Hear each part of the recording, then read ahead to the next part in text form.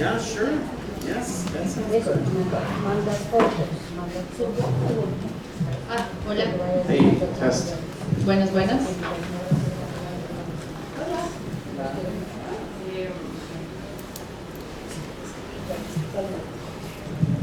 Listo, creo que así más fácil.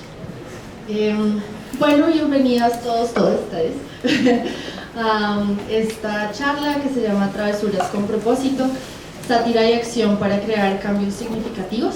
Primero quisiéramos agradecer al Departamento de Artes de la Facultad de Artes y Humanidades de la Universidad de los Andes por abrir este espacio, por prestarnos el lugar, a Carolina por todas las gestiones y por supuesto pues a todos ustedes por unirse a nosotros hoy.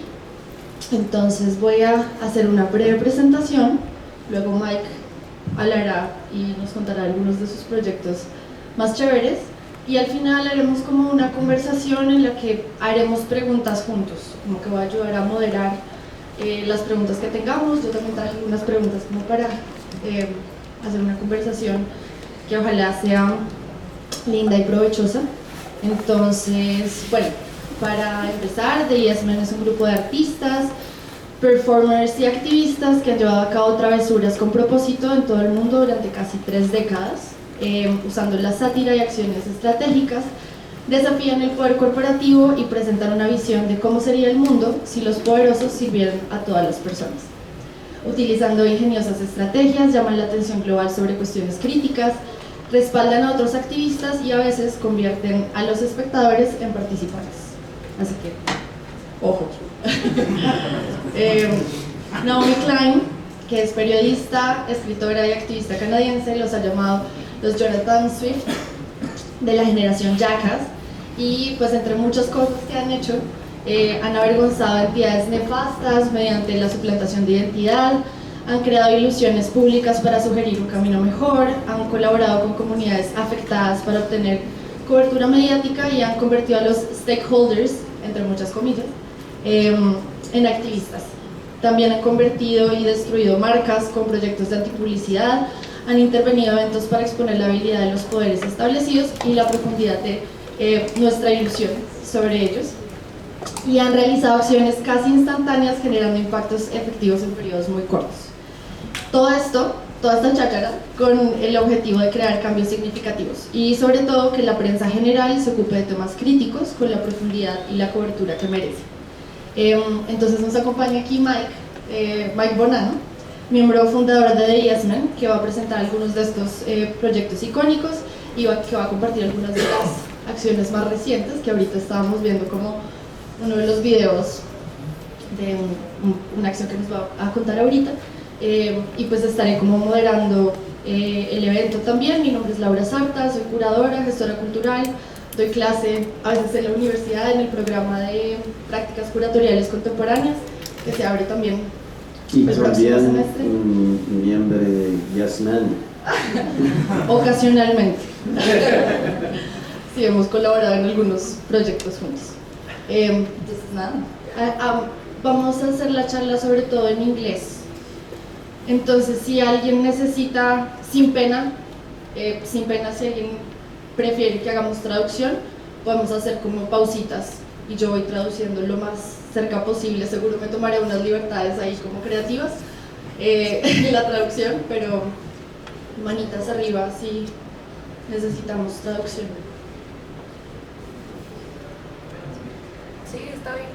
Sí, listo, bien. Entonces vamos haciendo pausitas para traducir. ¿Ya? Ok. So, thanks, Mike. Ok, gracias Laura. Hace 1915 trabajamos juntos a algunos proyectos muy extraños, en un año muy extraño. En 2015. Yeah. Sí. Like 1950. Oh yeah. We're all souls. Okay. Did I say 1915. Okay. Pero sí, 2015. Oh, yeah, this is a good reason to use English. So, in the warm-up, there were 2 videos that I was showing. One was this Adriano Celentano song from 1972 that is English gibberish words. He made up words and made a song and sang them. And it was about the codes of language that allowed people to accept sort of anything that seemed cool. Like, so it was a bit of a psychological experiment that I think really works well today, because I look at that song and I think, wow, that is crazy cool. But it also is somehow, it's the way that we work with the Yes Men, because we go into these business meetings and events and use the codes and language, the costumes of those contexts. And then people sort of agree with anything that you say if you think you're quite important. And so, since I love that song, I just thought it's a good warm-up. We'll watch that. Yeah. Entonces al principio vimos dos videos que él nos puso como en el calentamiento. Uno es de Adriano Santo, que hizo en ¿Santo?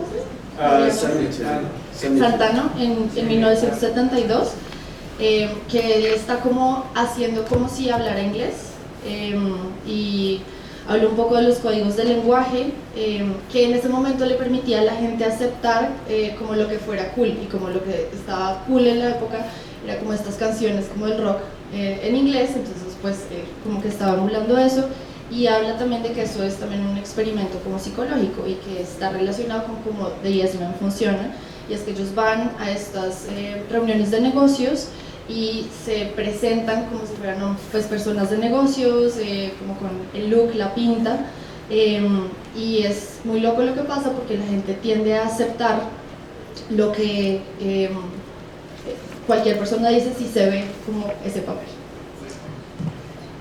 Y el otro video, the one just before it, that was even weirder, the animation, that is by a group called Puppet Rap, three artists who are painters. They're all originally painters who now do animation.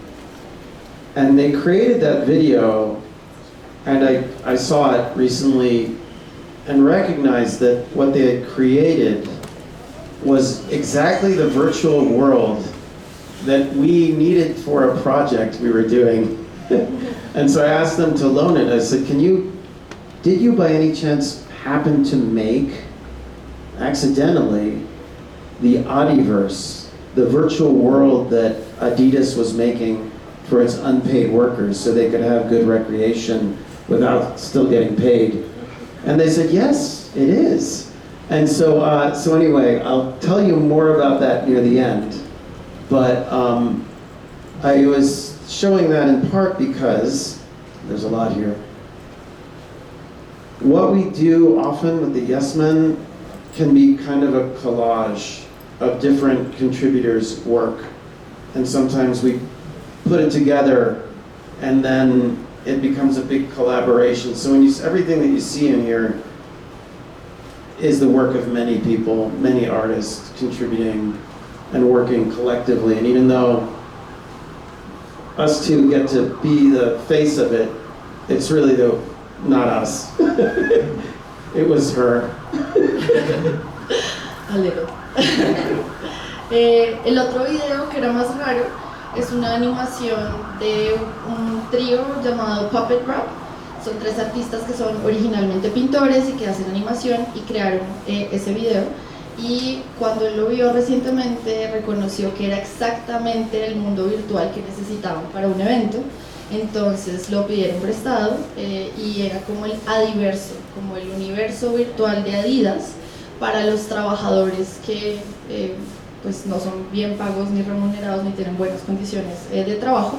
Y se los mostraba también porque en parte lo que hace The Yes Men muchas veces es un collage de muchos contribuidores y artistas, así que todo esto y lo que va a mostrar Mike ahorita es una colaboración de muchas personas trabajando colectivamente, y aunque pues normalmente Mike y Andy son la cara de Yes Men, todo el trabajo que está detrás es una colaboración de mucha gente. Okay, so empezamos in the beginning. I have a short video that will say a lot, I think, about what we do.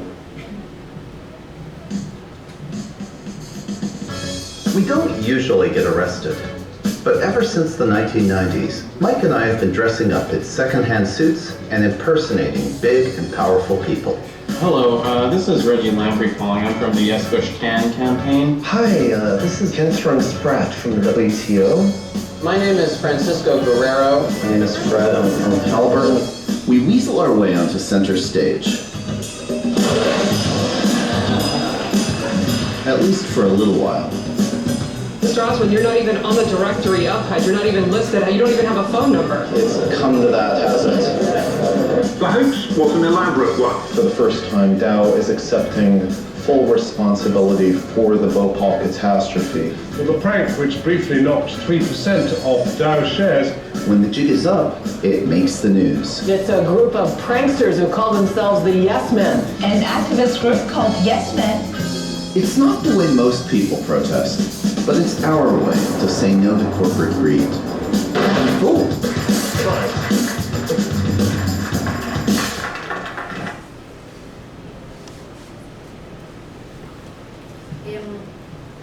Mini traducción. Mini.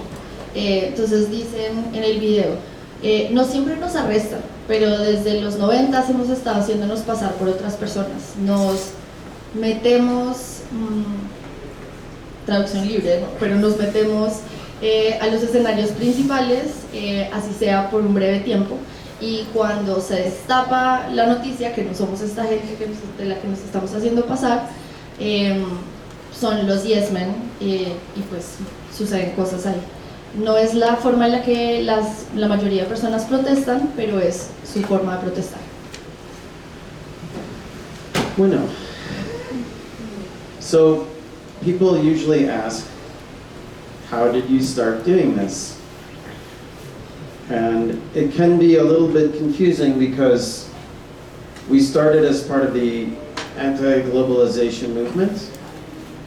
And at the time, in the late 1990s, a lot of activists were focusing on neoliberalism and focusing on this organization, the OMC or WTO. And this is their headquarters. Entonces, muchas veces la gente pregunta, bueno, ¿y cómo empezaron a hacer esto?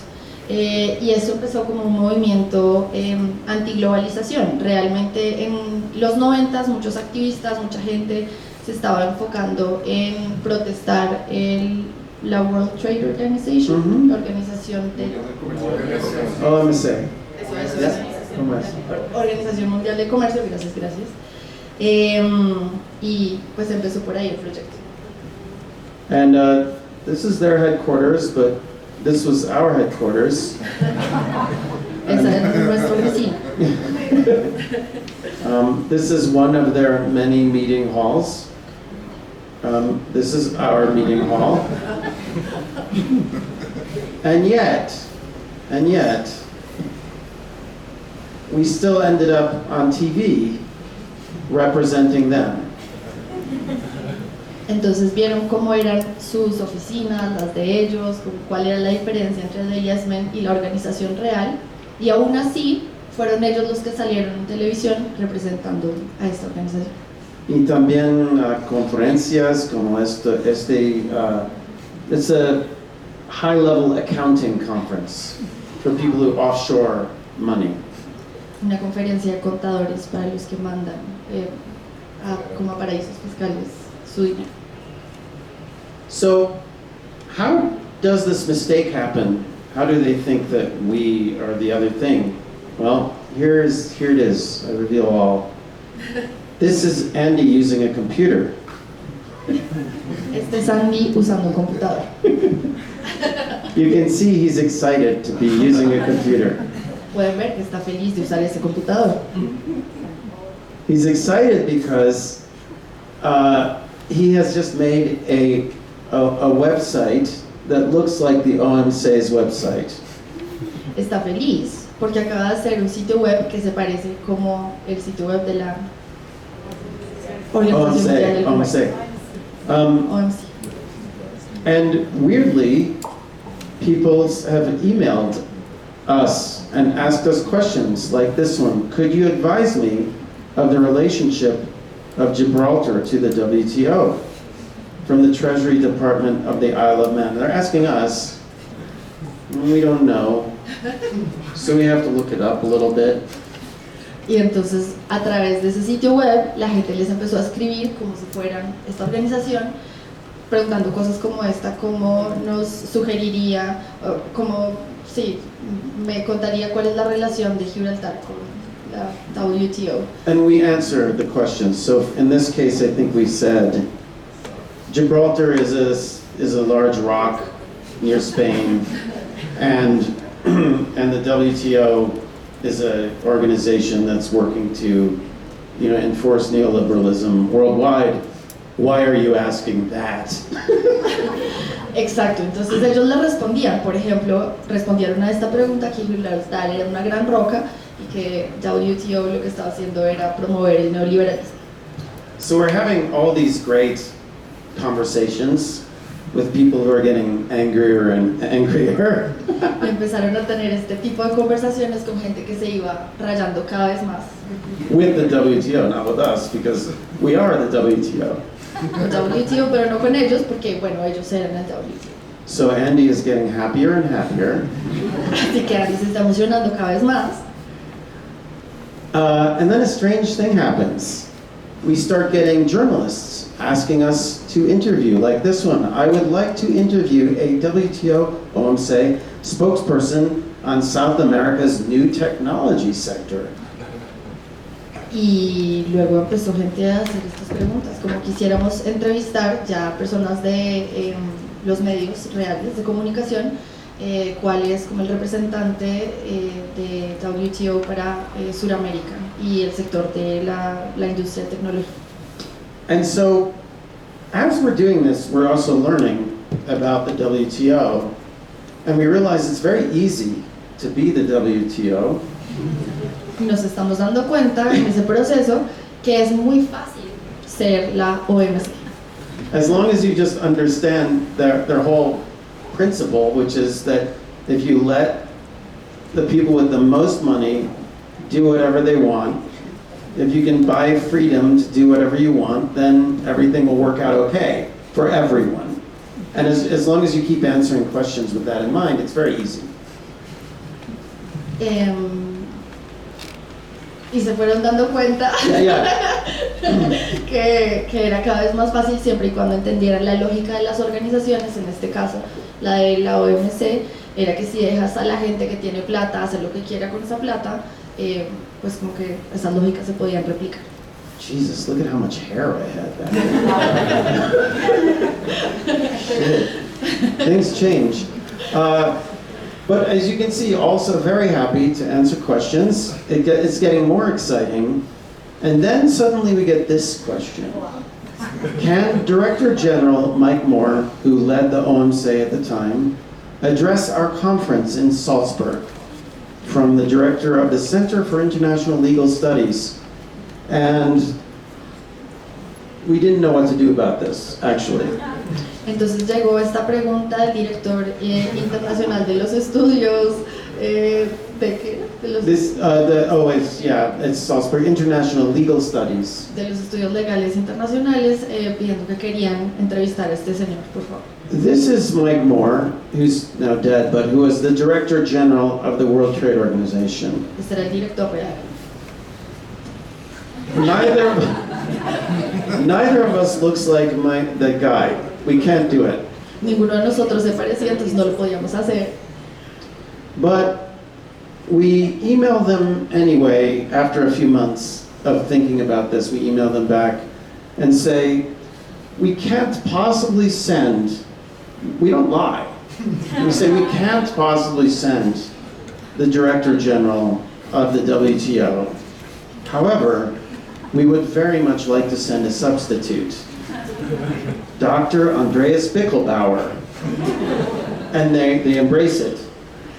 Entonces, después de meses de estar pensando qué podíamos hacer, les respondimos que no era posible que fuera el director general, pero que podían enviar un sustituto. Y él fue el doctor Pickle. Dr. Andreas Pickelbauer, which is a name that we got out of the Vienna phone book. Que lo sacaron del directorio. Chose a name from the Vienna phone book. Actually, it was Bickelbaum in the phone book. Or Bickelbauer. Oh, that's where Andy got his name, from this guy. Oh, jeez, this is too complicated. Okay, we go on. Yes. Dr. Bickelbauer.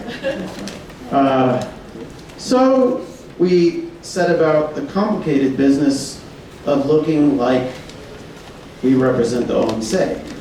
Y entonces empezamos a ver cómo hacíamos para como vernos como representantes de la OMC.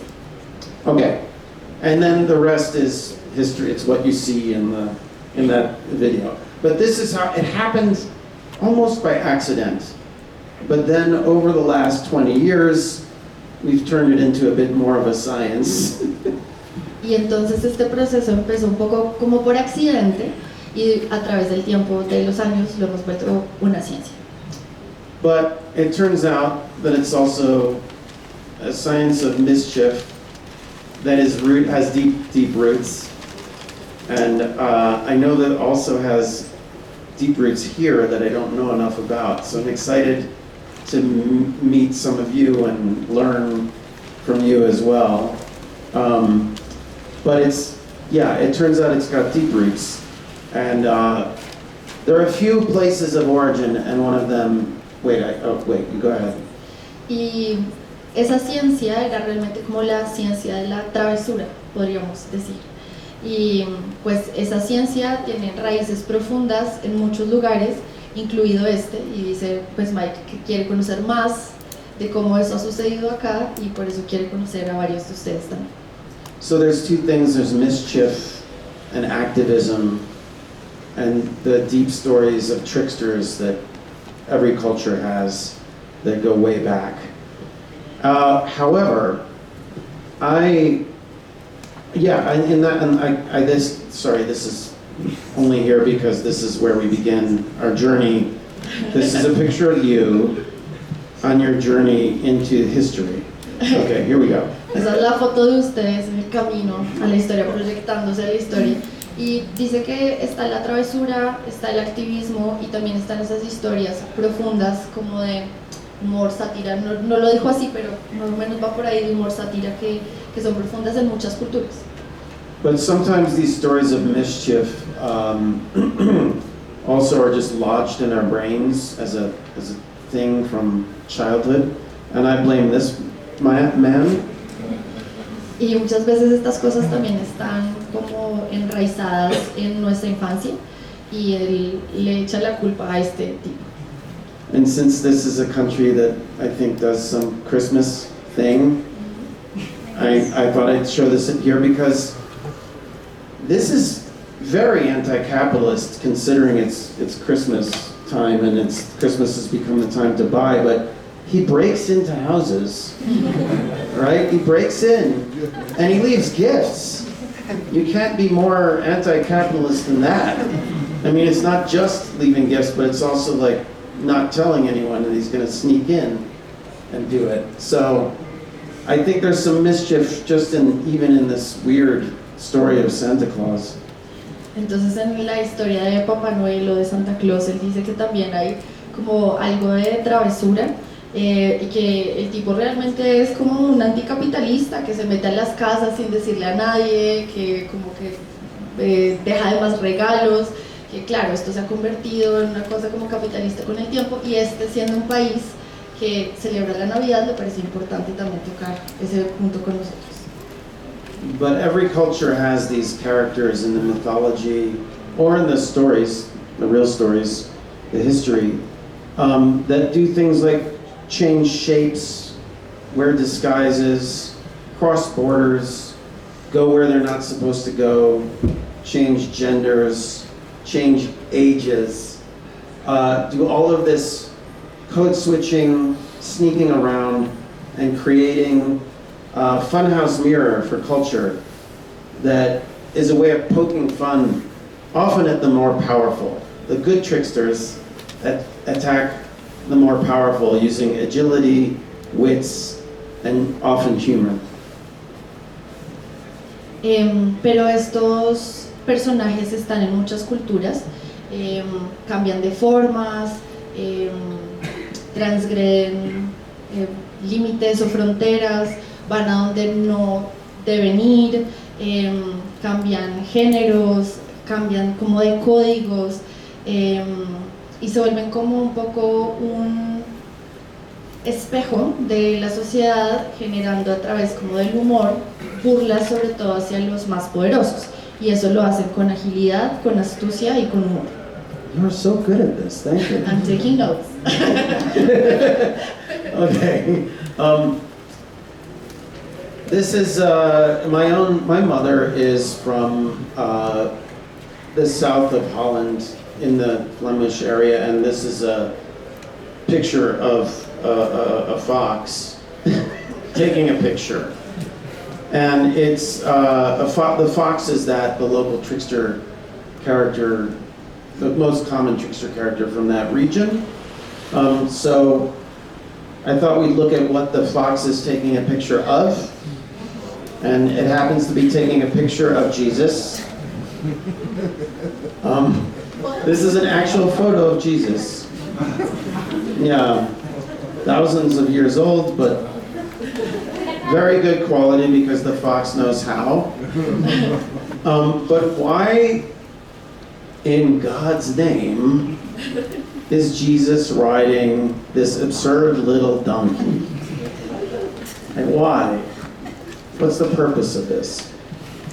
Entonces dice que su mamá es del sur de Holanda y que allá el personaje que es como el personaje de las travesuras es ese zorro, y que esa foto que nos mostraba es una foto de un zorro tomando una foto, y que le está tomando una foto a este Jesús que parece un Jesús milenario, digamos, pero que se ve más joven que nunca.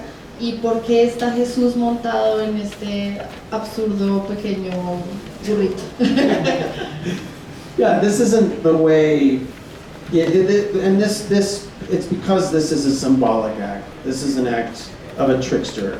This is somebody who's gathering a movement that's based on being disempowered, and so the symbolic act of riding the donkey instead of riding a horse, instead of coming in and being held by people held up as the alleged son of God, it's about humility, and it's that humility and that disempowerment that plays in relation to the powerful occupiers, the Romans, and that gathers a movement behind him, a movement that then gets perverted by 2,000 years of history by many people, but in the beginning is fighting power. And this is it's a gesture of a trickster. Bueno, entonces esto es un acto simbólico realmente, es un acto como de travesura. ¿Por qué está montado sobre este burrito en vez de estar montado en un caballo como el gran hijo de Dios? Pues es sobre humildad realmente, y como de la relación entre la falta de poder visible frente a estos poderosos en caballo que eran los ocupadores romanos, y genera un movimiento que luego fue pues pervertido por años de historia, pero en sus inicios es un acto simbólico que tiene mucho poder desde ese lugar del disempowerment, que sería como la falta de poder frente a otro. And I found that once I started seeing tricksters around me and in history, then I realized they were everywhere, because they're, everybody even has their local tricksters. There's like tricksters that you meet on the street almost every day. So one of the things that we did with the Yes Men is start to actually see the history and understand the context that we're working in. Yeah. Entonces hay muchos traviesos realmente, si lo pensamos desde ese punto de vista, alrededor de nosotros. Todo el mundo tiene su como travieso local, y entonces algunas de las cosas que hicieron de Yes Men venía justamente de analizar esos como arquetipos de estos personajes traviesos. And with those actions come tactics, and we archive the tactics and we figure out what we can do ourselves in different contexts. Y con ese estudio venían las tácticas y archivaron esas tácticas para ver cómo podían usarlas en diferentes acciones con sus proyectos. Oli. Buenas. So, I'm just going to go through quickly a few examples. Here is a picture of a pamphlet of Jonathan Swift, a modest proposal for preventing children of poor people from being a burden to their parents or the country, and from making them beneficial to the public. And this is the pamphlet in which he proposes that the Irish solve their hunger problem by eating their own children. So it's you know, but this pamphlet, the premise was that it was being published by people supporting the British crown, and so it's in the 1700s, and they're supporting the system that's starving and killing the Irish, because it wasn't a food problem in Ireland, it was a money problem, because although there was a famine, they were still exporting crops that were enough for people to eat, but still got money. So that's like one example of it. Yeah. Este es un panfleto de Jonathan Swift que prevenía a las personas de tener a los hijos de personas empobrecidas de tener como esta carga de los hijos para sus padres o para el país. Y entonces esto se da en el contexto de 1700, en un contexto de hambruna, que estaba además apoyando a la corona británica, y entonces básicamente decía que los problemas de los irlandeses se podían resolver el problema del hambre o de la hambruna al comerse a sus propios hijos, y es como una de esas ejemplos. So the tactic here is satire, but it's impersonation using the technology of the time. I mean, this would be the AI of the moment, the printing press. You know. Entonces la táctica es la sátira, pero también la personificación, y usaban la tecnología del momento. Entonces esta sería como la realidad aumentada del momento para este proyecto en particular.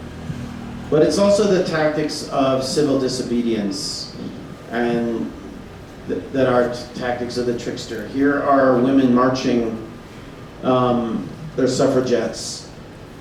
The reason they're all wearing these white Edwardian gowns is that when the police come and beat them, it looks worse for the police, right? And also the white, not only does it symbolically mean innocence, it also shows off the blood when they get attacked.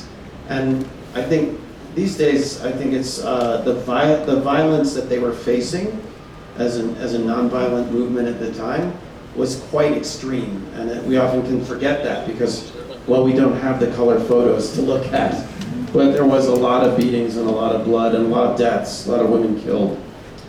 También eso tiene que ver con las tácticas de desobediencia civil. Entonces este es un ejemplo de las sufragistas que se vestían de blanco para que cuando recibían golpizas de la policía fueran aún más visibles. No lo podemos ver porque no hay pues fotos a color de la época, pero justamente toda esa violencia que hubo, a las que ellas se vieron enfrentadas, pues se mostraba más en estos trajes blancos, y esa era una decisión estratégica, y era una violencia extrema que a veces olvidamos que sí sucedía en la época.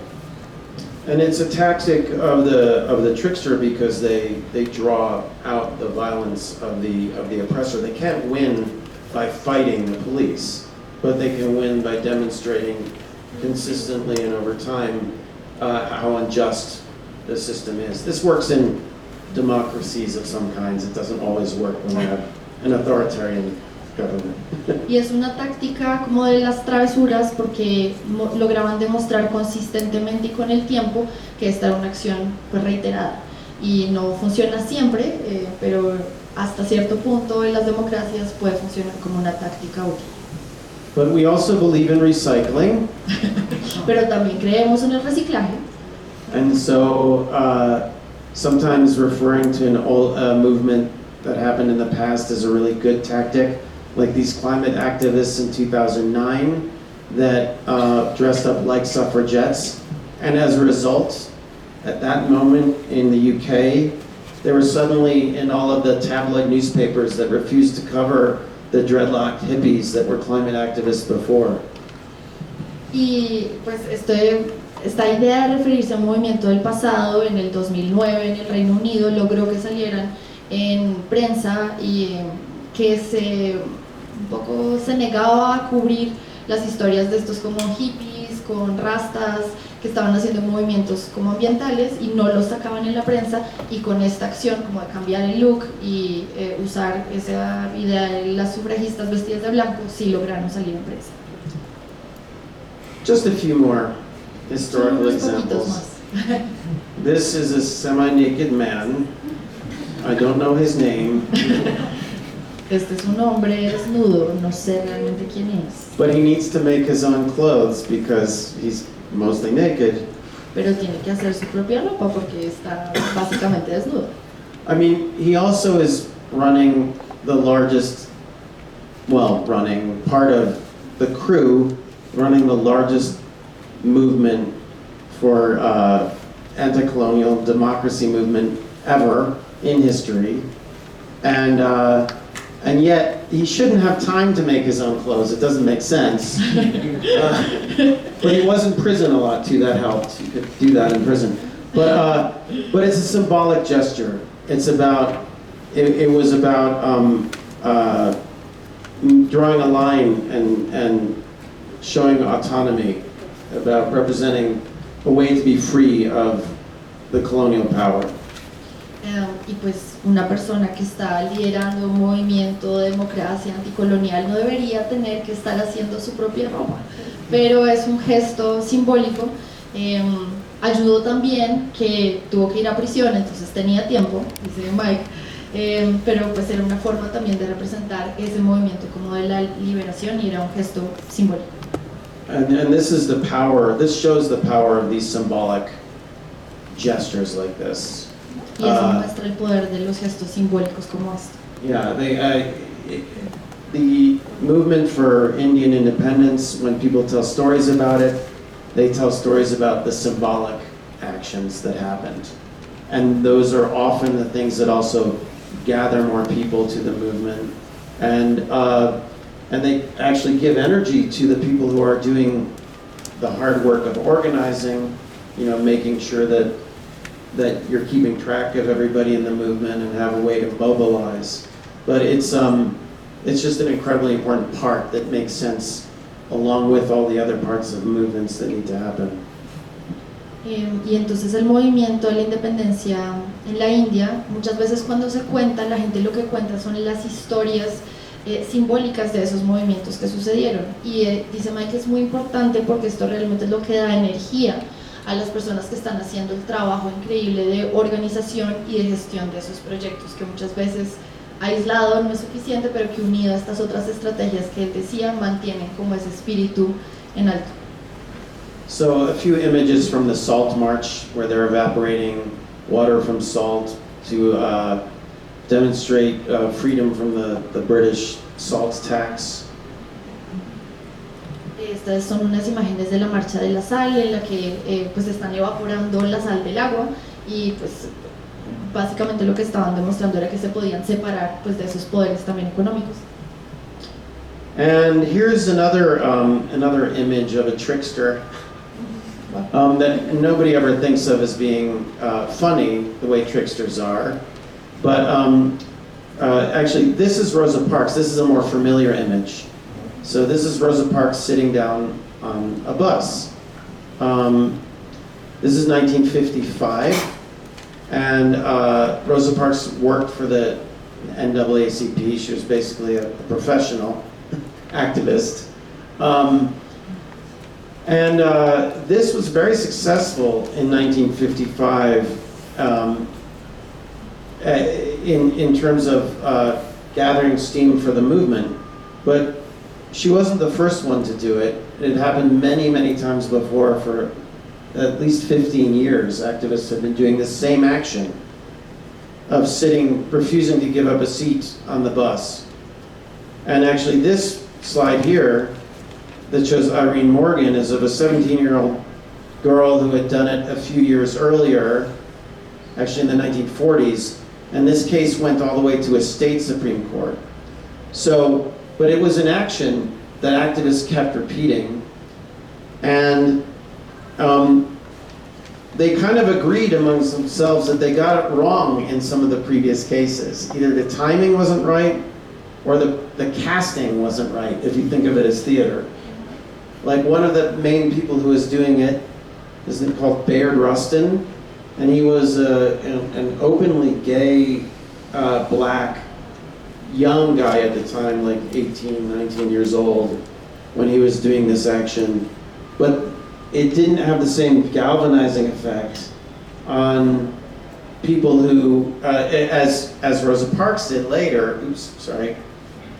And basically, as they were doing it, they were refining it and thinking of it as a piece of theater. Like, how does it work symbolically, and who is the audience? Entonces, esta es otro ejemplo que muchas veces no se piensa como un ejemplo de travesura.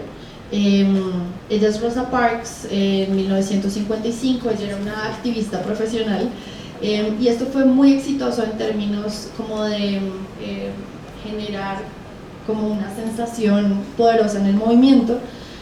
La acción era rehusarse a entregarle su silla a una persona blanca dentro del transporte público, y fue un caso que llegó luego, años después, hasta la Corte Suprema, pero ella no fue la primera que lo hizo. Es como la cara que todo el mundo conoce desde la historia de Rosa Parks, pero realmente era una acción que se hizo durante 15 años.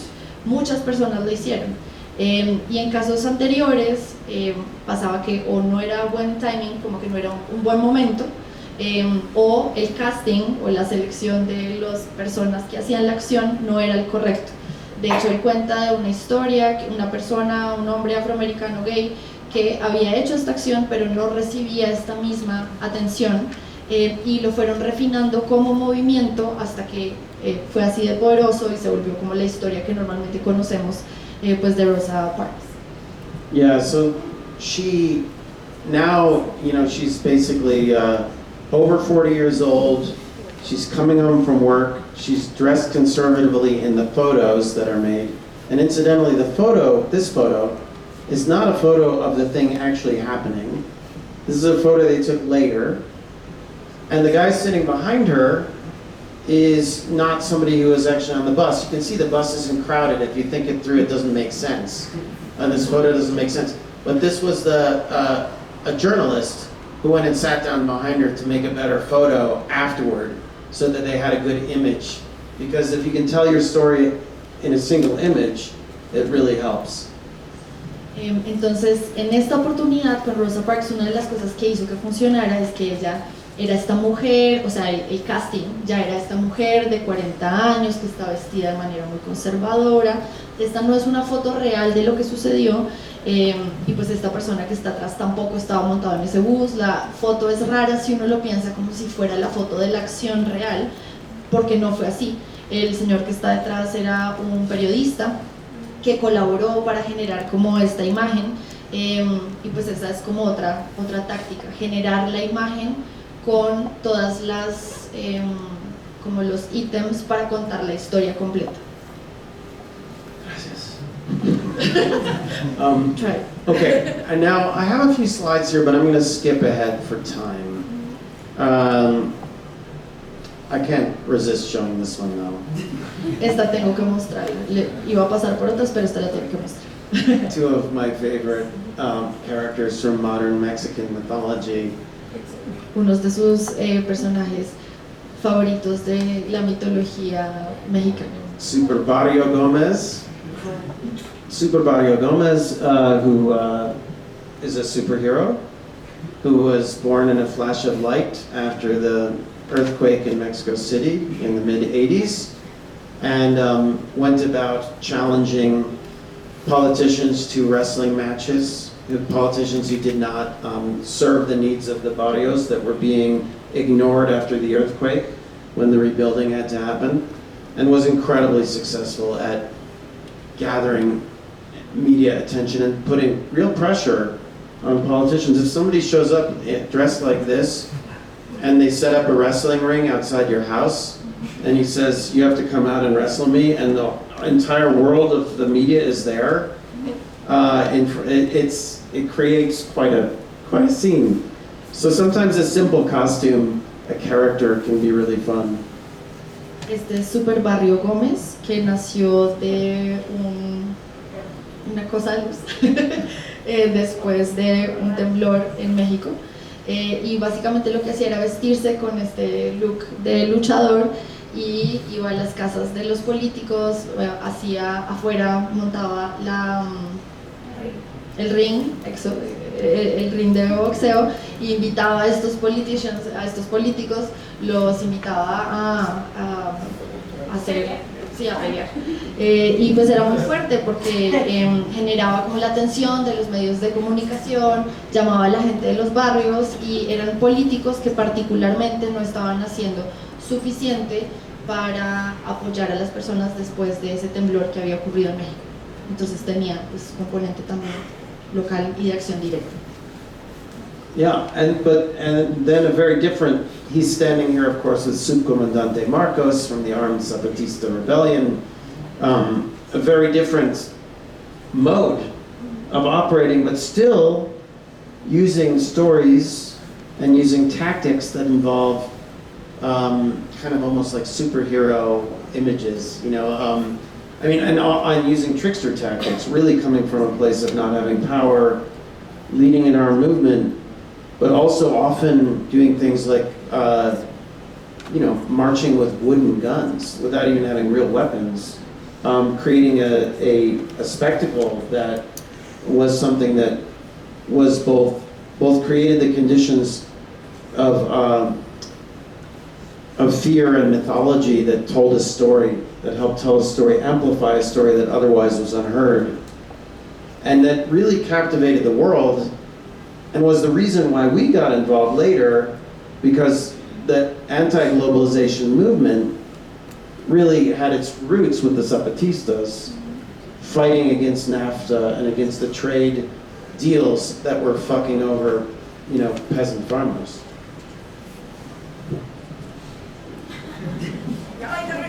Sorry. No.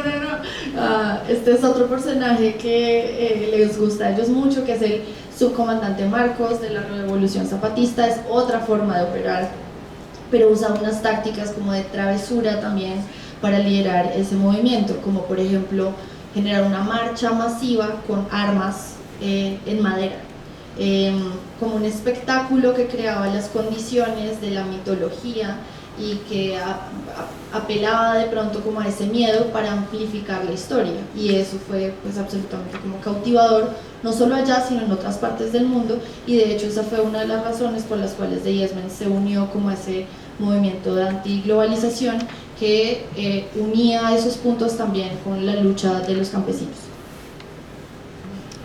Okay, so back to the Yes Men. Our little journey is over, and now we'll just talk about this bullshit. Bueno, entonces de regreso a los Yes Men, hemos terminado esta historia de la travesura y vamos entonces a los proyectos. Okay.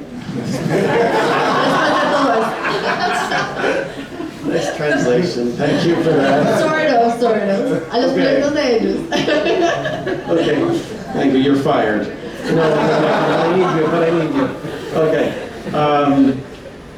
Okay, so this is a newspaper article showing the employee visualization appendage, which was the technology that we had shown to this textile conference. And you saw it in the little film clip I showed in the beginning.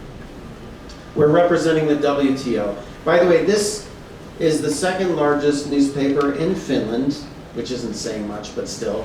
It's Finland, the second largest newspaper in Finland. And they're reporting that he is from the WTO and that this technology for giving workers electric shocks in sweatshops halfway around the world is real. So that's what this news article is saying.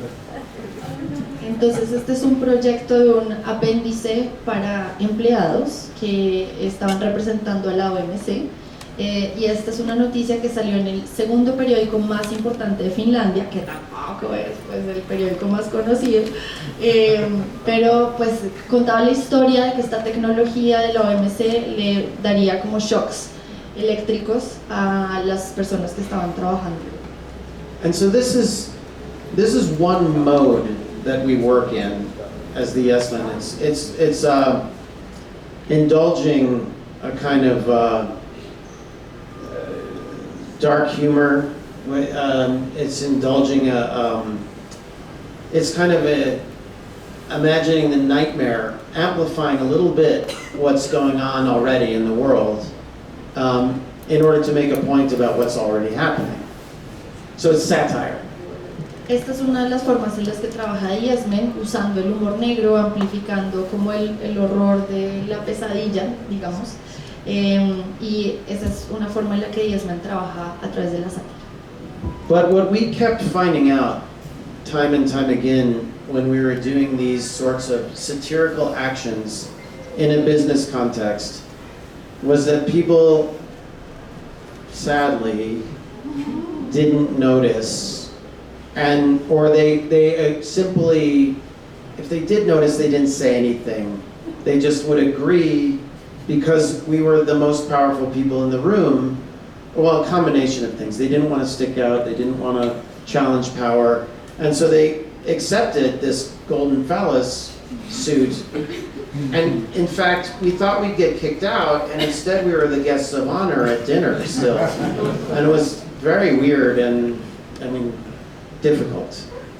Pero lo que se dieron cuenta una y otra vez con estas acciones de sátira en unos contextos de negocios fue que muchas veces la gente no decía nada, a pesar de que era absurdo que este traje fálico dorado que estaba dándole shocks eléctricos a los trabajadores fuera presentado así. La gente aceptaba esto porque venía de las personas más poderosas que estaban en la reunión, y en vez de que la gente se parara y dijera algo, terminaban siendo invitados a las como galas y comidas como más importantes. So after doing a whole bunch of these things representing the OMC, we realized that we should do something different, a different way of working. And so instead of indulging the nightmare, instead of trying to amplify the existing thing until it became absurd, we realized that if we were having this power, that we should announce a dream, the utopian vision of what things could be, the alternate vision, the activist vision, you know? And so we started working differently. Así que después de representar varias veces a la OMC, pensaron que necesitaban buscar como otras formas de hacer las cosas, y en vez de amplificar el horror real de cosas hasta que fueran absurdas, podían hacer como la visión activista, como cómo sería el mundo si fuera distinto, si pudieran como darle la vuelta o la arepa a estas situaciones reales. So I'm going to show a clip of, this is probably one of our greatest hits. It's from our second movie called The Yes Men Fix the World.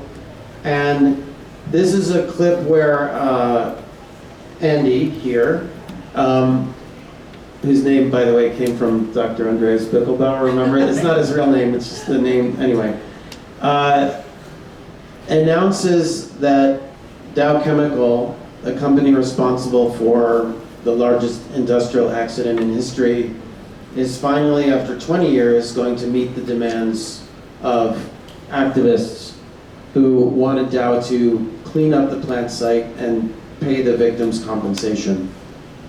Entonces nos va a mostrar este clip que hace parte de una película que se llama The Yes Men Fix the World, de los Yes Men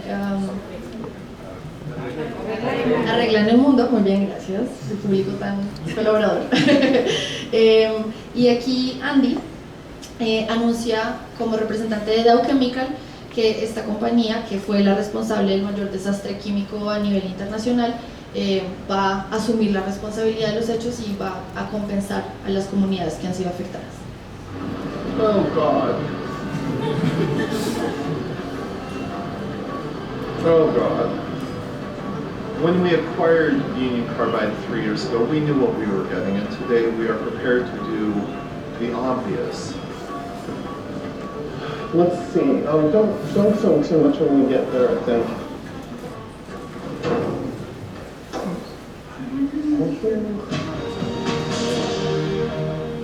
And you're watching BBC World, our main headlines.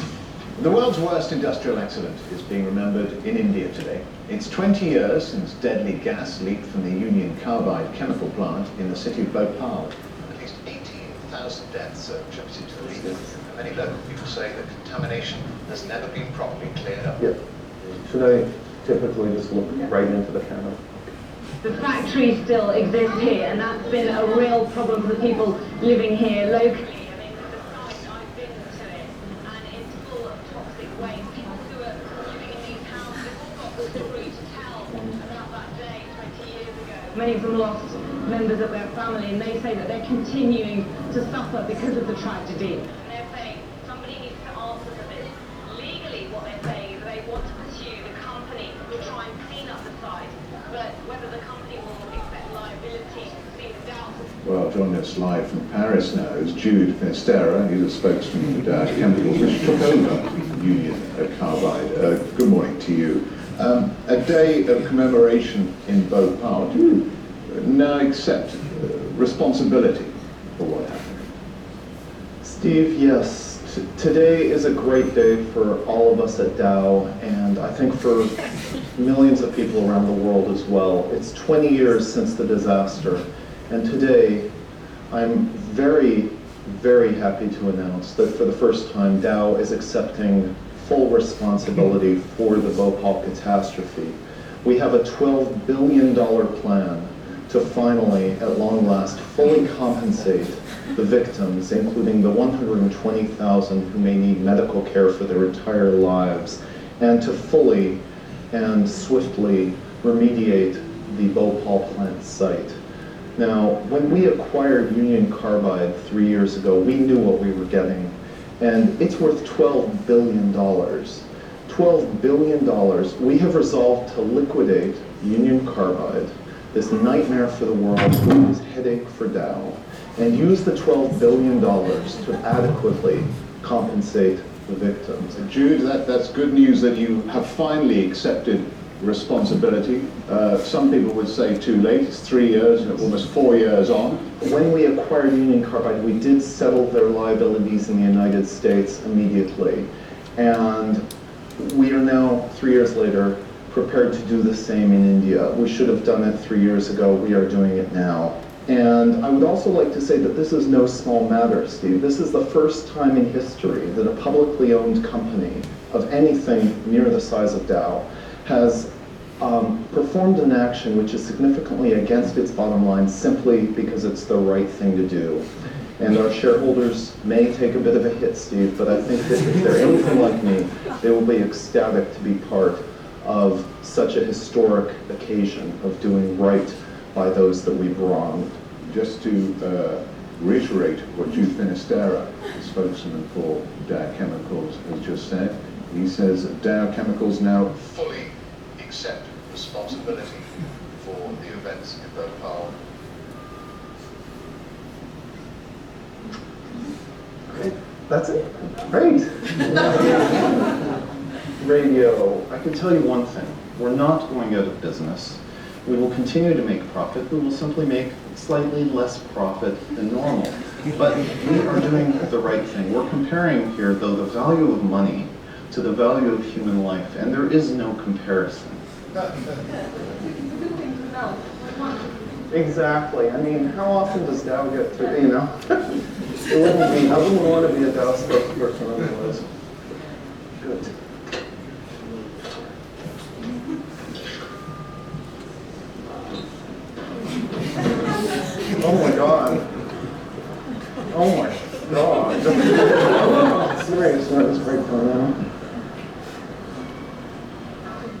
accepts responsibility for Bhopal, spokesman.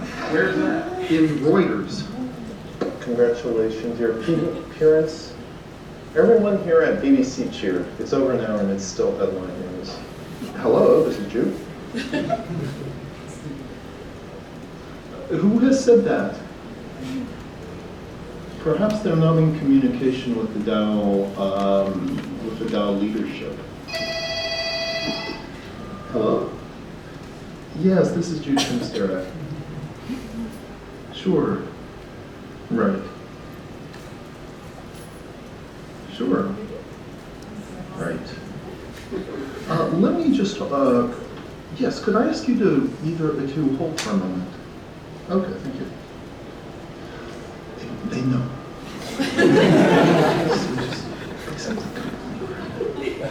Well, I wouldn't say it's a hoax. It's an honest representation of what Dow should be doing. This morning, a false statement was carried by BBC World regarding responsibility for the Bhopal tragedy. The individual who made this statement identified himself as a Dow spokesperson named Jude Sinestra. Dow confirms that there was no basis whatsoever for this report. Well, earlier today, we carried an interview with someone purporting to be from Dow Chemical, a company which subsequently bought the plant from Union Carbide. This interview was inaccurate and part of an elaborate deception. Take a look at this, Dow. Look at this. This is the top of Google News. Dow said on Friday there was no basis whatsoever in a BBC World report saying it had accepted responsibility for India's Bhopal disaster. That's a funny sentence. The hoax was an elaborate one involving a fake website. Dow Chemicals was quick to issue a series of statements denying... Okay. I'm stopping the video because... Yeah, do a little concept. Sure. Unos punticos ahí claves de lo que dice el video, que van a reparar por 20 años de la catástrofe de Bhopal, o sea, 20 años después de esa catástrofe, que habían adquirido una empresa que se llama Union Carbide por 12 billones de dólares y que eso había sido 4 años atrás de que salieran al público a decir que pues iban a asumir el peso de esa catástrofe y a asumir la responsabilidad por ella. Decía él también que es una compañía pública que estaba haciendo esta acción simplemente porque era lo que se debía hacer, como lo correcto, y que si son como él, como este representante de Dow, estarán felices las personas que hacen parte como de la junta. También cuando lo llaman por teléfono y le dicen cómo qué pensarán las personas que están en la junta, que cómo va a seguir el negocio, dice, no nos estamos saliendo del negocio, vamos a seguir produciendo, solo que vamos a ganar un poco menos que antes, y que estuvieron comparando el valor del dinero versus el valor de la vida y que era incomparable. Entonces, pues que era lo que Dow tenía que hacer, y luego lo empiezan a llamar otras personas de otros medios de comunicación y dice, no, de pronto es que no están en la comunicación directa con los líderes de Dow y por eso es que de pronto están confundidos, y pues ya al final sale la noticia de que era falso, y pues Dow sale a decir que no se hacen responsables, y es allí cuando pues los ESPN dicen, ok, no era verdad, pero es lo que Dow debería haber hecho. Yeah. And so the nice thing about this method that is of announcing the dream, the utopian vision, is that it creates a dilemma for the company, the government, the thing in power that you're attacking, because they can't just let that kind of false information sit out there in public, because as soon as the public knows that they've done a good thing like that, terrible things happen to their value. The stock market punishes them. And so they have to quite quickly announce that they're going to continue to do the wrong thing. And so it's that dilemma. If they don't pay attention to it, it's bad. If they pay attention to it, it's bad. It just gives them no choice. It's like checkmate in terms of the game of symbolic action. And that the sort of satire doesn't have the advantage of, because if you do a satire, even if it gets a lot of attention, the company doesn't have to say anything. It doesn't matter. Y lo chévere de esta metodología de anunciar como el sueño, la visión utópica, es que genera un dilema para la compañía o el gobierno a la que se le está haciendo como el juego, no sé, la travesura, digamos. Porque no pueden dejar eso ahí a la vista, como esa opción viable, posible, porque sus acciones empiezan a bajar. Entonces tienen como consecuencias económicas rápidamente. Y pues es como un jaque mate en términos de acción simbólica, porque si dicen nosotros no fuimos, pues hay unas consecuencias graves, digamos visibles también, y si no le prestan atención, pues siguen igual teniendo unas consecuencias económicas visibles. Entonces es como un jaque mate que la sátira no permite, porque la sátira, al ser como más oscura y no mostrar ese otro lado, pues tiene como otro tipo de implicaciones. But still we like to do both. Pero igual nos gusta hacer ambas. Okay, so I think it's time to answer some questions badly. Bueno, entonces es hora de las preguntas. Yo creo que tú y yo hemos hablado harto, entonces podemos darle un poco la pregunta al público. Sí. ¿Sí? Está bien. Y vamos, ustedes y yo, haciendo preguntas.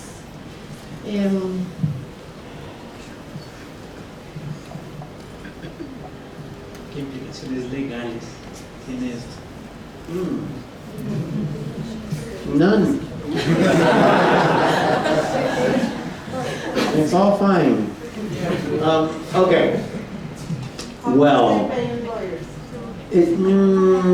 volunteer, that's it. But I'm going to say, for us, it's not been a problem, but it depends on which country you're in and what the laws are. And then, it also depends on what exactly you're doing, because in some cases and in some countries, the law doesn't matter. You know, you get in trouble outside of the law, you know, so, but most of the time, you're working in the United States, some of the countries in Europe, we can do these things quite freely. Mexico, we did okay with some things there, but it's different everywhere. So, yeah. I would like to add something, but voy a hacer una traducción rápida. Entonces, ¿qué implicaciones legales podía tener esto? Entonces él dice, no, ninguna. Por aquí preguntaban cuántos abogados tiene como trabajando, y él decía, no, unos abogados voluntarios que nos han ayudado, pero para nosotros, o sea, de Yesman no ha sido problemático. Eso tiene que ver con países específicos y leyes puntuales, porque en algunos países pues se pueden tomar estas acciones fuera de las leyes, digamos, más allá, en los márgenes de esas leyes, que en Estados Unidos y en Europa pueden hacer esto, y en México han sucedido también acciones. But I would like to add something. Is it also because it's considered like art, like a performance? No. It doesn't offer us any protection. No. But not really. But there's a bunch of things. First of all, it took us many years to find lawyers who are willing to interpret the law we wanted, the way we wanted them to. Because, at least in the United States, 99.999% of lawyers are trained to protect the client, to protect their client. So they're not trained to uphold the law, they're not trained to uphold your rights. They're trained to try to protect you from something bad that might happen. And that means that they interpret the law very badly. So they will tell you that what you're going to do is a bad idea. They may not say it's illegal, but they may say it's likely to be illegal, even though it's not. That's the lawyers. And so it took us years to find lawyers who said, my interest is protecting your right to make political speech. And we interpret the law to include impersonation, copying trademark, copying copyright, in order to make a political point. And we interpret it that way because there's an entire history, not only of law, but of humanity, that involves those kinds of activities, that shape-changing impersonation. And almost all of the case law that has to do with impersonation in a place like the United States, that's operating in the frameworks of capitalism, is about protecting money. The laws that surround ideas of impersonation are to keep people from stealing things from other people, or that's the premise of it. They're not to keep people from saying something important or to making a political commentary. So we now have lawyers that are willing to represent us if we get taken to court. I'll let you finish that, and then I'm going to tell the second half of the thing. Yeah. Bueno, entonces le preguntaba que si era porque era arte y él decía que no, que eso no, pues digamos que no ofrece mayor protección. Luego decía que hay varias cosas que son importantes tener ahí en cuenta, y es que les tomó muchos años encontrar abogados que pudieran interpretar las leyes de la manera en la que a ellos les gustaba. Y es que la mayoría, el 99% de los abogados están entrenados para proteger a su cliente, no necesariamente para proteger los derechos de todas las personas, sino para buscar los riesgos. Entonces que ellos les contaban, venga, vamos a hacer esta acción, cómo asesorar, y les decían que era una mala idea, que potencialmente podía ser ilegal, no realmente, digamos, no estaban rompiendo ninguna ley, pero que su interés era proteger el derecho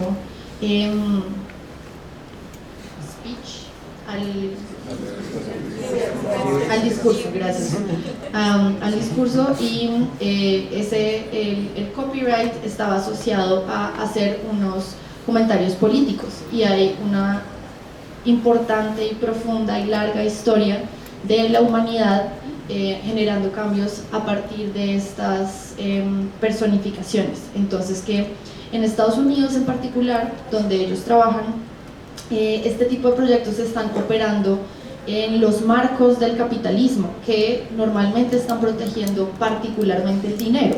Entonces, pues su interés no es ese, como proteger particularmente el dinero, sino poder decir cosas y poder hacer comentarios políticos particulares, y desde ahí son estos abogados muy especiales que han encontrado, que los han apoyado con eso, y que están además dispuestos a representarlos si llegan a hacerle como una demanda jurídica real.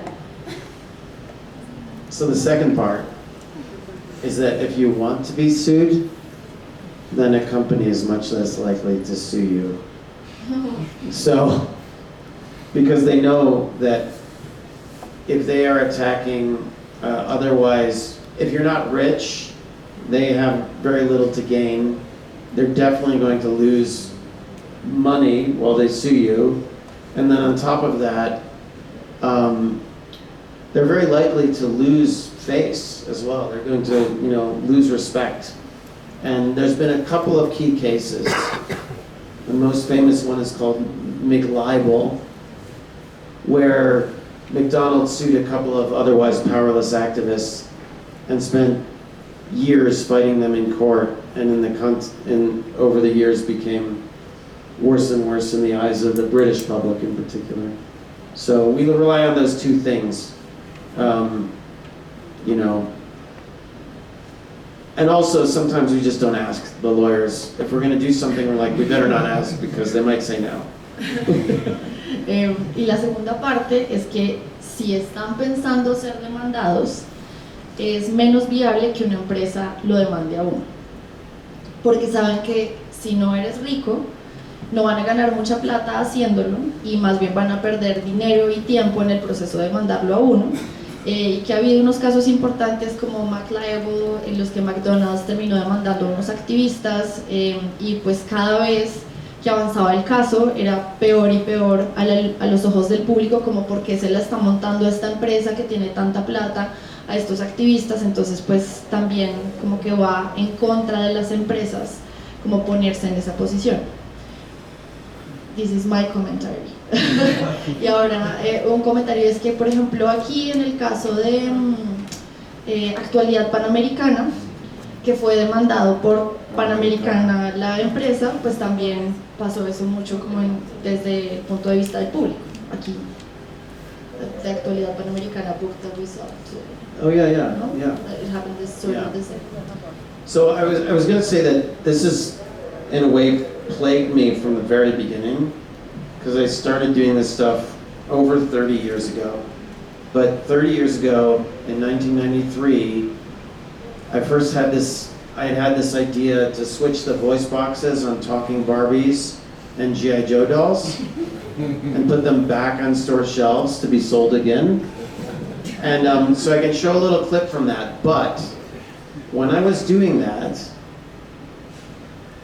everybody I talked to about it told me not to do it, except for the people who said, yeah, I'll help. Like everybody. And often it was people I asked for help who I thought they were like weird counterculture people, but they would be like, oh, I'm working as a paralegal now, and this is terrible. You don't do this because you'll get sued, you'll spend your life in jail, whatever. Everybody had a story, and the lawyers had the worst stories.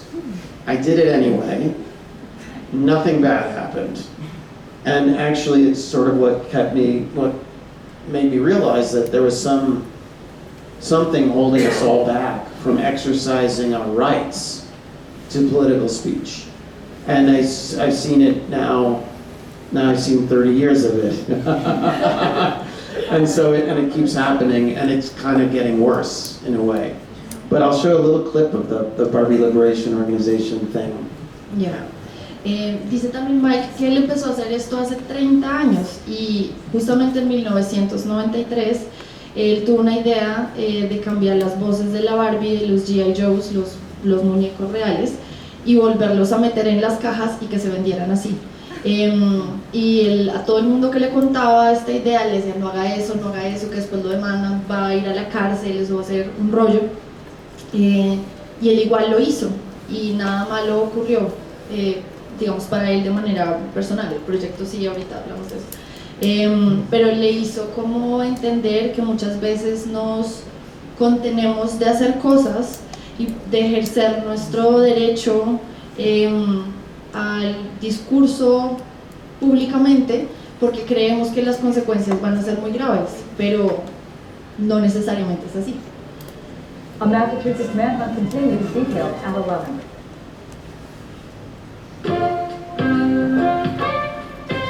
From our studios in Los Angeles, here again is Maria Shriver. Since her debut in 1959, she's been many things: a stewardess, a ballerina, an aerobics instructor. But now to some, she's something else: a criminal, a threat to females everywhere. More menacing than Saddam Hussein, more powerful than Hillary Clinton. Who is she and why is she on the most wanted list? John Scott has our undercover report.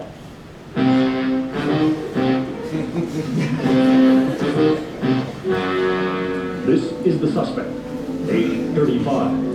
Height 11.5 inches. Body type impossible. Has a boyfriend.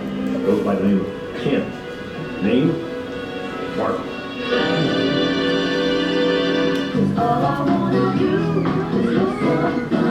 Everyone agrees she's quite a doll.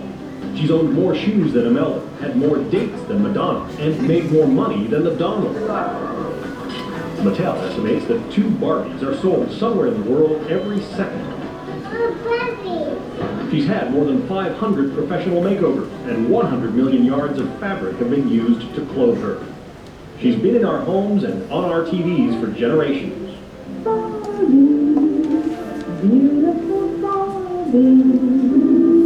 She's even the subject of scholarly works like Forever Barbie by M.G. Lord. I think what's fascinating about Barbie is that very few people feel neutral about her. People either really love her or they really loathe her. Or they suspect her of gender stereotyping in the first degree. She's accused of teaching young girls that a tiny waist, large breasts, and small brains are the keys to happiness. You could say Barbie's crimes speak for themselves. Wow, I'd love to go to the mall with kids later. You have a bad hair day. But recently, some little girls have discovered their playing house with a new tough-talking Barbie. Troops, attack that Cobra jet with heavy firepower. While little boys have found they've gone to war with a surprisingly sensitive G.I. Joe. We can start a friendship club. Which outfit is your favorite? What's going on here? We're an international group of children's toys that are revolting against the companies that made us.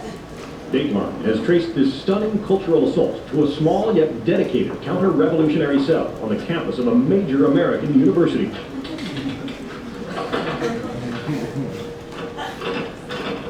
An exhaustive, hour-long investigation brought us to the Barbie Liberation Organization, the BLO. We are interested in protesting the gender-based stereotypes in these children's films. What the BLO does is secretly switch the computer chips or voice boxes of Barbie and Hasbro's G.I. Joe. There we go. The religious right does not like what we're doing. Some of the larger corporations and toy companies, they just don't like it. The people, they like it. Dateline captured this rare footage as the BLO gave us an insider's look at their guerrilla tactics. Here, a BLO agent actually purchases a Barbie doll. It's all shockingly legal. The group has even circulated an underground video so that fresh converts around the country can learn its subversive techniques. After the surgery is complete, the doll is repackaged and secretly returned to the store shelves. Only about 600 dolls will be altered this holiday season, so don't count on getting one. We're like Santa Claus, only less radical, because Santa Claus breaks into people's houses. We don't do that. The entire process takes up to 4 hours. The BLO says the psychological scars of owning a talking Barbie can last a lifetime. I think Barbie is teaching young girls to be passive and vacuous and to shop. Perhaps, but is what these people do performance art, as they say, or is it product tampering? Let's play with the band tonight. At Mattel, they don't think it's swell. But then, they're not talking. Meantime, BLO agents are still on the case, aware that some people are arresting a perfect doll. But to them, she remains guilty as charged. Guilty or not, you can be sure there were plenty of Barbies under Christmas trees this year. There are some... Okay. So, yeah, do we need to... Should we... Okay. So, that is a thing that, you know, lawyers, friends, family, vague acquaintances, anybody I talked to said don't do. And resulted in nothing bad that I know of that happened to me or anyone else who was doing the project. But this summer, this summer there was that huge Barbie movie that came out. And so we decided to get the old crew back together again and reboot the Barbie Liberation Organization. So we worked together also with Daryl Hannah, who is a movie star, who joined the group as well. And we released these eco-warrior Barbies this summer, which made a splash. I can show a quick video of the eco-warrior Barbie. There was a whole series of videos.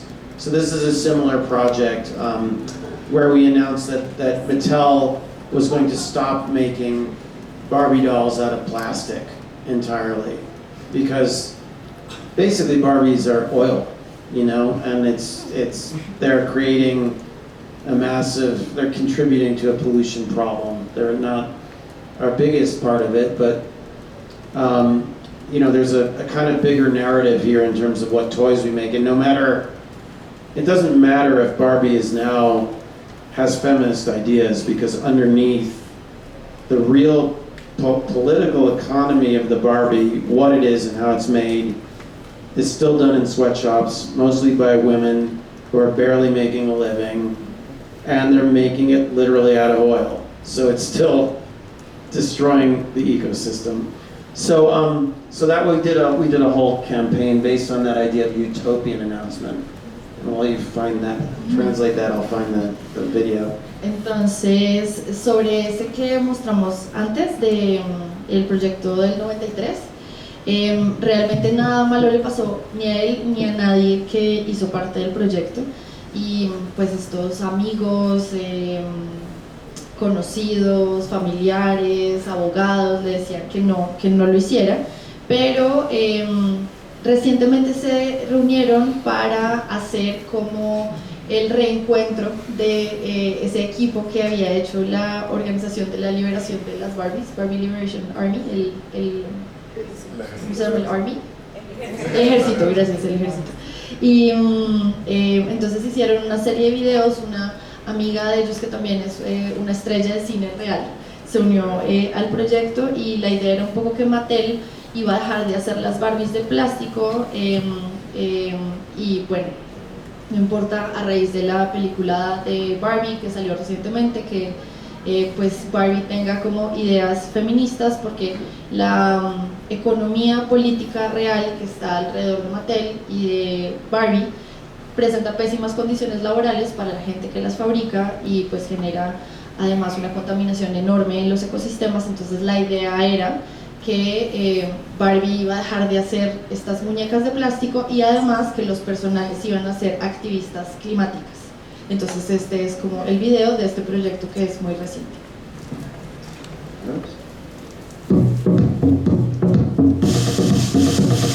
Made of mushroom cheese the best. Eco warrior Barbie, putting bad guys to the test. Eco warrior Barbie. You have the bolt cutters? Yeah. She's the one who takes control. We're almost there. Calm down. Rest. Too late. I'll file a lawsuit. When adults are wrong, she'll do what's right. That was a perfectly good bucket of poo.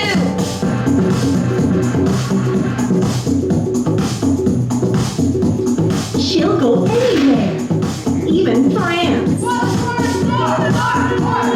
Daryl, Julia, Phoebe. Greta. Not afraid to serve the cause. Go warrior Barbie. Corporate criminal sabotage. Go warrior Barbie. Pussy Riot masks sold separately. So yeah, we did a series of, we did commercials, we did a whole campaign to pretend that Mattel was launching this thing, and you know, it got a lot of the usual media coverage and was effective in a way. Bueno, entonces hicieron muchos comerciales y una campaña larga y extensa que recibió muchísima pues atención de los medios. ¿Tenemos alguna pregunta más del público que quiera?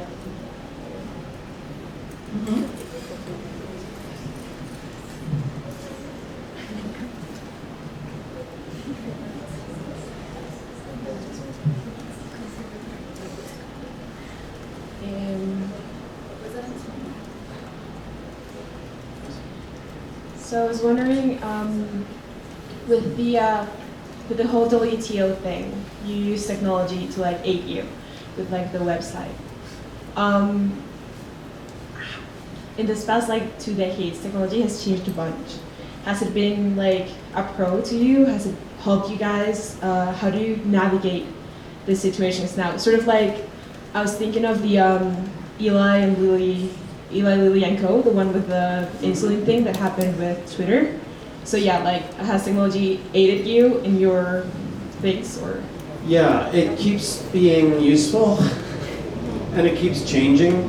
Some things that are really difficult are like how social media works to divide people and to create these, you know, isolated groups. And so we keep having to try to learn how to deal with that. But you know, last week we did something in Portugal at a giant tech conference that's all about how technologically savvy they are. And they still have all the same human weaknesses that allow hackers to do what they do, because 99% of the time hackers don't actually figure out how to, you know, like de-encrypt something or something like that. That's usually not what you do. You actually talk to somebody and get a password from them. And that's, you know, so this massive tech conference that is very concerned with security, that hires hundreds of police and hundreds of private security people and is super uptight, still made a few mistakes and invited us to this conference. And one of the really fun things about it is that for this one we also had to try to figure out how to deal with the fact that kids like under 25, like nobody's going to hear about what we do ever. You know, under 30 even. Like there's nobody's going to read about it. That thing I just showed you in the New York Times, the Barbie thing, it's only a certain demographic now that reads the New York Times or that even shares those stories. It just doesn't reach people under 30. It's just not going to. So for this one, we ended up kind of hijacking a very strange character who I would. How many of you here know who? If you know who Marshmallow is, raise your hand. Pretty good, pretty good. We got quite a few older people in. ¿Quién es Marshmallow? Yeah. So we ended up being Marshmallow for this thing last week. I'll show you a marshmallow. I'll show you us. Yeah. Ella preguntaba que con el cambio de la tecnología, con el WTO, el primer ejemplo, si han sido útiles esos cambios de la tecnología como Twitter, etcétera, si ha ayudado a sus proyectos. Entonces él decía que sigue cambiando y sigue siendo útil, que hay cosas que son un poco como retadoras, como las redes sociales, porque aíslan a las personas y a los grupos, pero que justamente hicieron algo en Portugal recientemente, en una conferencia de tecnología enorme, a la que van personas pues como de esa área en particular, y pues la tecnología y ese sector tienen las mismas falencias o retos humanos, porque realmente los hackers no están pendientes como de encriptar muchas cosas, sino normalmente se meten a las empresas a través como de contraseñas de gente pues de adentro que les permite como tener acceso. Entonces, a pesar de que en este evento tenían un montón de policías y seguridad, tomaron la decisión incorrecta de invitarlos a ellos. Y pues se les pasó, y una de las cosas emocionantes es que lograron como personificar a Marshmallow, que es este personaje que ya vamos a ver, y que pues sobre todo la gente menor de 30 años como que lo tiene muy presente, porque hace parte como de las cosas que tienen ahí como de referentes culturales, pero que estas otras personas más grandes que leen el New York Times o lo que sea, pues es otra demografía, y este proyecto con esta gente de tecnología en este evento les permitió acercarse a esa demografía más joven. So, yeah, for the technology, the new technology affords new opportunities. Reaching people is really tricky because we all used to read the same newspapers, but I'm going to show a little video that's fresh, very fresh. This is just 4 days old, and it details what we did at the largest technology conference they claim in the world, but apparently it's only in Europe. So, but here we go. This is going to be one of the most important innovations in all of commercial history. Half the world makes shoes for the other half. We all know the challenges with this kind of outsourcing. There is child labor, and there are many problems about child labor. Also, nobody likes it. But we innovate to this challenge, and we stop almost all child labor immediately in most of our factories. Bad workplace conditions break our hearts, but we have no control over the factory by law and by contract and by design. And I want you to imagine a place where workers, even so poor, can have anything that they want. Ladies and gentlemen, this place is real, and you are about to see it. I present to you now Marshmallow. I got something to say. Lately, I've been thinking, I want them to be happier. I want them to be happier. It's not fair that they go hungry. It's not cool that we party all night in Fortnite while they're stuck in the real world. A new world is born today, right here. We can cut ourselves free. Now, ladies and gentlemen, now has come the time to show you an entire virtual world called the Adiverse. Marshmallow, hit it! All day, working our lives away. They say, what do you invent to say? All day, working our lives away. They say, what do you invent to say? All day I dream, all day I dream. I dream each day about that. Even the destitute can live full and rewarding lives even without real money, because a tiny implanted device measures the link directly and generates via blockchain a current. Oh, hang on, I gotta stop it so we can catch up. I'm playing it off the interwebs. It generates via blockchain a currency called the Adicoin usable. Oh no! A currency called the Adicoin usable in the Adiverse. This virtual Yeah. 360. virtual world is currently being tested by mid-level Adidas managers, but it exists for the workers, for people who actually need it to enjoy life in a way that they cannot always do so in real life because of conditions over which I must say we and many other companies have no control.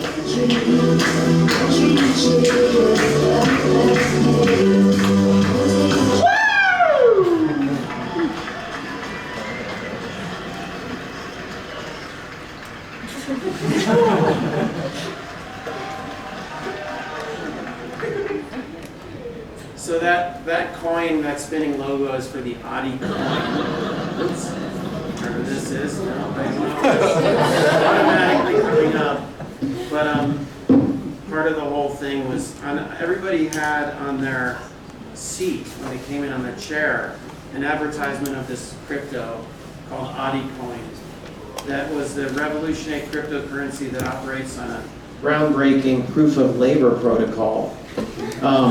So instead of proof of work, and in labor we trust, AudiCoin miners are outfitted with a ladybug chip.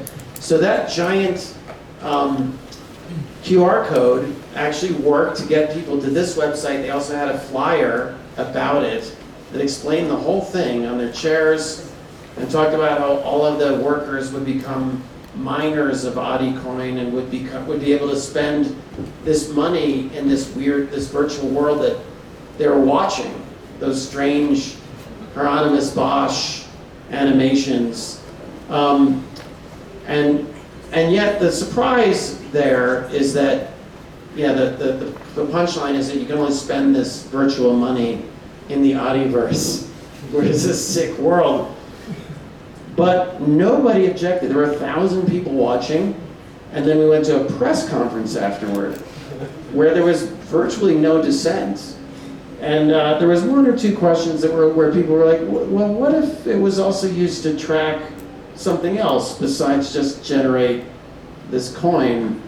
But it was basically, what we didn't realize while we were preparing it was that we were redoing the project with the golden phallus from 20 years ago. Bueno, entonces este proyecto era sobre como trabajo infantil y están haciéndolo en este evento de tecnología que dicen que es el evento de tecnología más grande, la conferencia de tecnología más grande en toda Europa. Ese video que acabamos de ver es de hace solo 4 días y básicamente lo que mostraron era una innovación de Adidas en la que decían que no tenían control sobre la fábrica por ley, por contrato ni por diseño, pero que iban a casi finiquitar el trabajo infantil, casi en la medida de lo posible en la mayoría de los casos. Y luego llegaba este personaje Marshmallow y empezaba a cantar que no era justo que la gente se estuviera como muriendo de hambre, que estos niños estuvieran como ahí aislados en esta como realidad, mientras todo el resto del mundo estaba como de fiesta, parchando, y pues que llegaba el momento de mostrarles como el Adiverse, este universo digital de Adidas, y que les iba a permitir a estas personas, a estos niños, vivir una vida más feliz y plena a través de ese universo sin dinero, porque iban a tener acceso a este como Bitcoin en el Adiverse, que iba a estar puesto en un chip a los niños, en los niños, y pues que eso pues esta moneda como de cripto les iba a permitir como tener una vida más feliz. Entonces las personas tenían en sus sillas un código QR que los llevaba a este sitio web del Adiverso, y un poco lo que sucedió es que a pesar de que estaban mostrando todo esto usando este personaje que es súper mediático, nadie como que objetaba que eso estuviera sucediendo, que incluso estuvieron después en una rueda de prensa y lo máximo que recibieron fue un par de comentarios de bueno, y si usan los chips como para traquear a los trabajadores, y esa era como la preocupación, que no le pagaran a la gente como, no que no le pagaran a la gente con dinero, no que los niños estuvieran trabajando en fábricas, sino cómo se iba a usar el chip como para poder traquear más como dónde están los niños. Entonces básicamente la sorpresa fue que después de todo esto se dan cuenta que están como rehaciendo la pieza esa de el falo dorado de WTO del principio, y pues básicamente debe ser un poco como la reflexión. Yeah, but basically, because Marshmallow has 30 million Instagram followers, it got a little bit of traction, whereas other things, and not very much. We got all of the Portuguese language press. It was covered, it was huge in Portugal and Brazil, but no English language press. However, probably way more people have seen this project through this because he tweeted and posted that it wasn't him. So the real Marshmallow tweeted and posted it wasn't me, and because of that, more people in that under 30 demographic have seen this than anything we've ever done.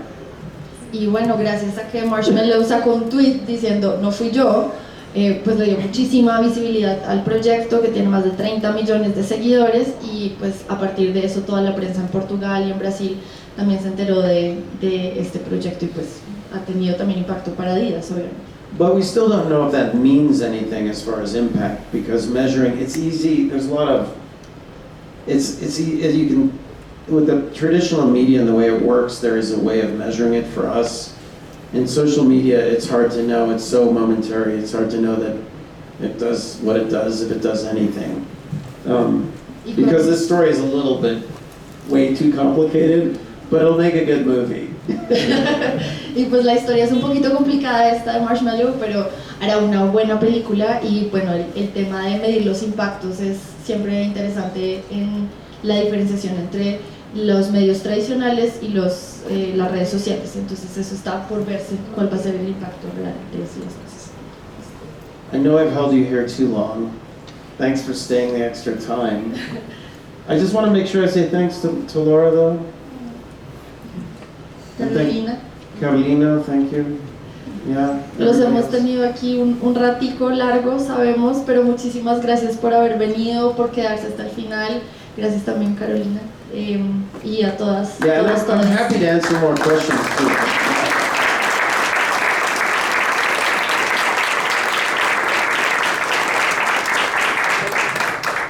Y si tienen más preguntas podemos parchar Oh, dale, sí. Pues nos han mostrado unos proyectos gigantescos, ¿no? Unos proyectos que son literalmente mundiales. ¿Cómo financian todo esto? The one you just saw was paid for by an NGO called the Clean Clothes Campaign, and they are working with groups of workers in Adidas supply chain factories. So, and they paid, the budget was about 40,000 euros for that. And it was not enough money. It was not enough money. But we are hijacking the Web Summit's budget. Because the Web Summit, they built that stage, it was crazy, crazy expensive. But the Web Summit charges, 1,200 euros a ticket, 70,000 people go, and that's the cheapest ticket. A lot of them are paying 5,000 euros or 25,000 euros if they want to speak. And so in a way, we're getting something quite valuable by what they offer as a platform. But when you consider all of the elements that went into this thing, with the costumes and traveling some people there, and the video, the dancers, the break dancers were awesome. And then actually I paid them some guilt money too afterward. There's a story there. You know how everybody will tell you that what you're doing is illegal? Where I've learned over the course of doing this for 20 years that nobody gets in trouble, or at least it hasn't happened yet. But everybody thinks that they're going to get in trouble. And there's nobody more scared than somebody who makes a living from their art. Especially a dancer, or a actor, or a musician. In general, unless they're like hardcore political activists, they will not do something if they think that there's any trickery involved. That's been our experience. Unless they're coming from an activist world. But we needed really good dancers. Dancers Adidas would actually hire. We didn't need some shitty activist dancer, right? We needed pros. And so we got the best break dancers in Lisbon, who were fucking awesome. But we told them that we wanted to hire them for an NGO. We told them all true things. They were going to be doing something good for the Clean Clothes Campaign. They were going to be on stage at the Web Summit. They were going to be in the media. And they were stoked. But afterward, when they were like, wait, what was the video that was showing up on me while I was doing what I've trained my whole life to do, then we had a little explaining to do. And I spent like 3 days, literally like 3 days hanging out with them, talking them down off the ledge because, basically just, and also it was super fun hanging out with them because, we went to dance battles, we did all kinds of fun things. It's just that it was also, navigating that experience and being there with them to say, if shit goes wrong and you're going to get in trouble, we have your back and we're not going to throw you under the bus. And we made sure to publish in the press releases that they didn't know what they were signing up for. So in the unlikely event that a company in the future says, well, we don't want to work with them because they're activists, they're not activists. They're just really good breakdancers. So that's a long story, but... No. Ese proyecto, él preguntaba que cómo lo habían financiado, ¿no? El último. Entonces lo financió una ONG que se llama Clean Clothes Campaign, que trabaja justamente alrededor del tema de los trabajadores que están en condiciones laborales adversas o de precariedad. Pusieron 40.000 euros para este proyecto, pero no fue dinero suficiente, pero ellos usaron la plataforma del Summit, del Web Summit, para hacer el mensaje aún más grande. A ese evento, por ejemplo, la gente paga 12.000 euros por asistir al evento, van 70.000 personas. Si una persona quiere hablar en el summit, paga 25.000 euros para ir y hablar. Entonces usaron justamente esa plataforma para contar la historia, para mostrar el proyecto y para darle visibilidad a todo el mundo que estaba participando. Y ahí hay una historia interesante, y es que todo el mundo puede decir que estas cosas son ilegales, pero no hay una persona, dice Mike, no hay una persona que esté más asustada de meterse en problemas que las personas que hacen arte y que ponen como su cuerpo en la línea, a menos de que sean personas que vienen como del mundo activista.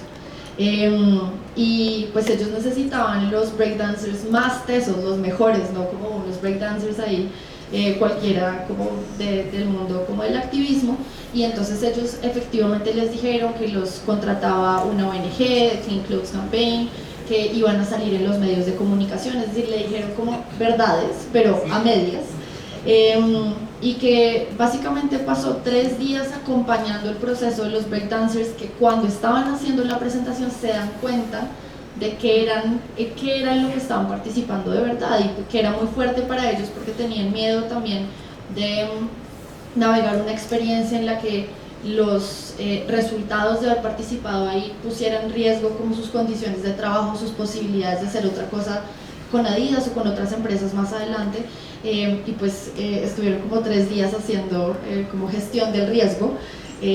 Fueron a las batallas de bailes, estuvieron acompañando justamente eso, porque se trataba de navegar la experiencia y del proceso por el que ellos estaban pasando, y que supieran que si algo llegara a pasar en el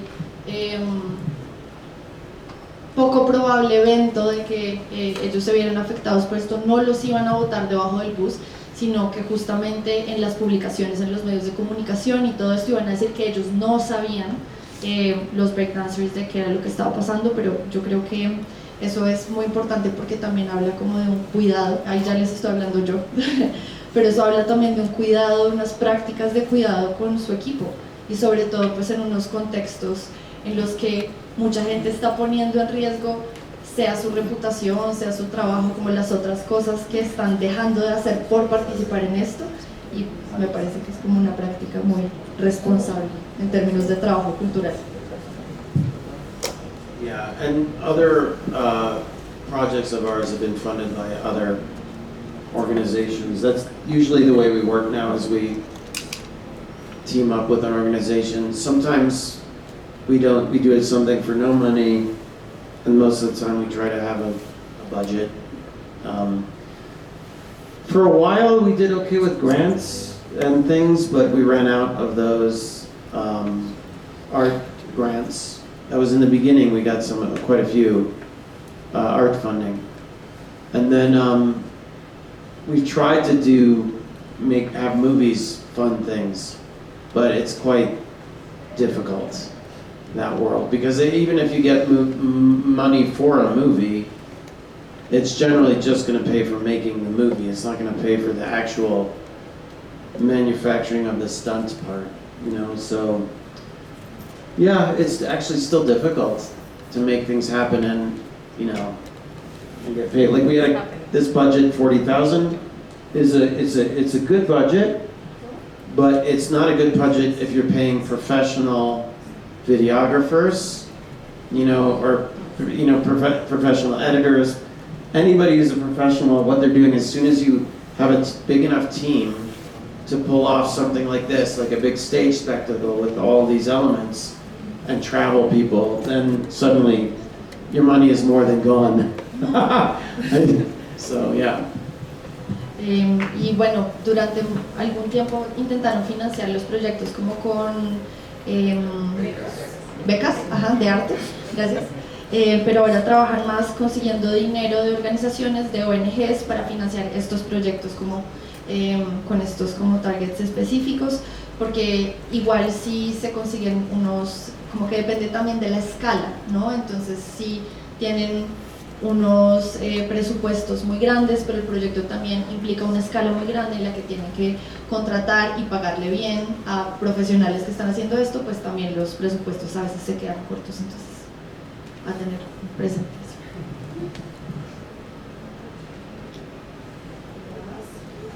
Gustavo tenía uno.